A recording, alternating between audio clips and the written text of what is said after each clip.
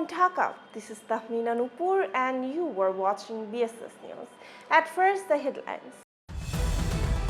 We are all members of one family, says Chief Advisor at Dhakeshwari Temple. Government procuring LNG after comparing international prices, says Finance Advisor. Migration more crucial than response in disaster management, says Adviser Faruk. Political will, global cooperation inevitable to protect ozone layer, says Adviser Rizwana. Trump says Netanyahu won't be hitting Qatar again. We are all members of one family, says Chief Advisor at Dhakeshwari Temple. Chief Adviser Professor Dr Muhammad Yunus said today that every citizen of Bangladesh is entitled to equal dignity and rights, and no one should face discrimination based on religion, ideology, or economic status.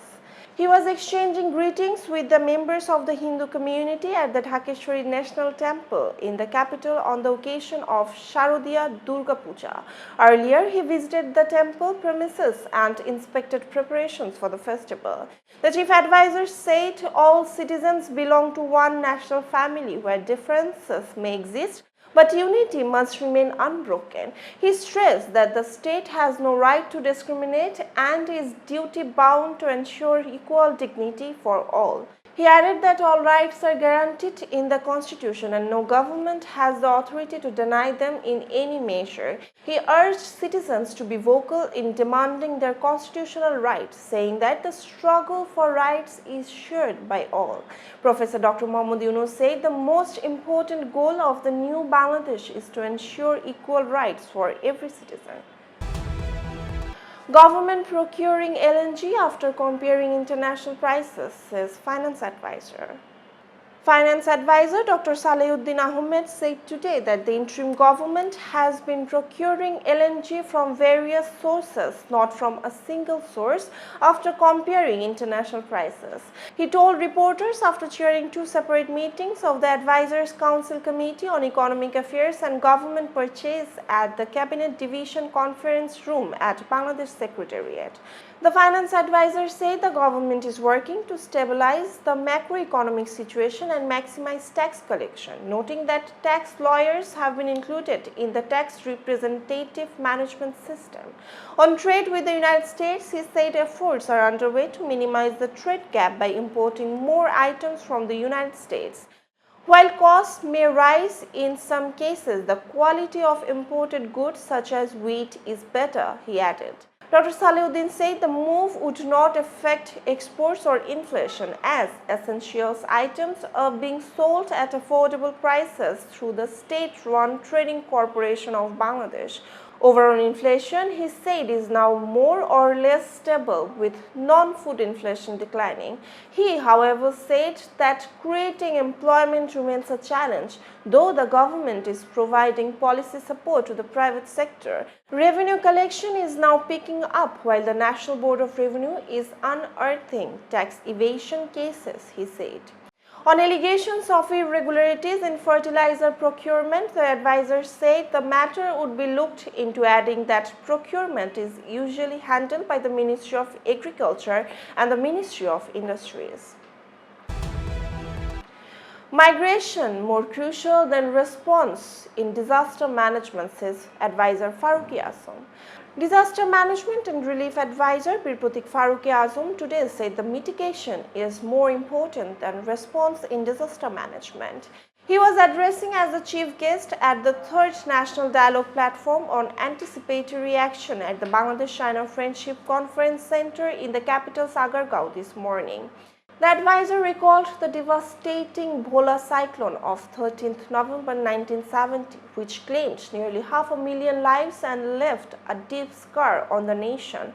People of then East Pakistan felt deprived after the disaster, and just a year later, Bangladesh achieved independence through the Liberation War. Faruk said the country has since faced repeated floods, cyclones, and other calamities that caused huge loss of lives and property, slowed development and hampered poverty reduction. He warned that the current climate reality shows disaster risks are rising with sudden floods, landslides, lightning, droughts, heat waves and cold spells becoming more frequent. The advisor said disaster mitigation has become more important since 2015. He explained that anticipatory action means acting before a crisis instead of after it. The early warning for all initiative is ensuring accurate and timely alerts for people across the country, he observed. He said that volunteers under the Cyclone Preparedness Program can do extraordinary work if trained well, and the goal is to build a united national volunteer force ready for any crisis.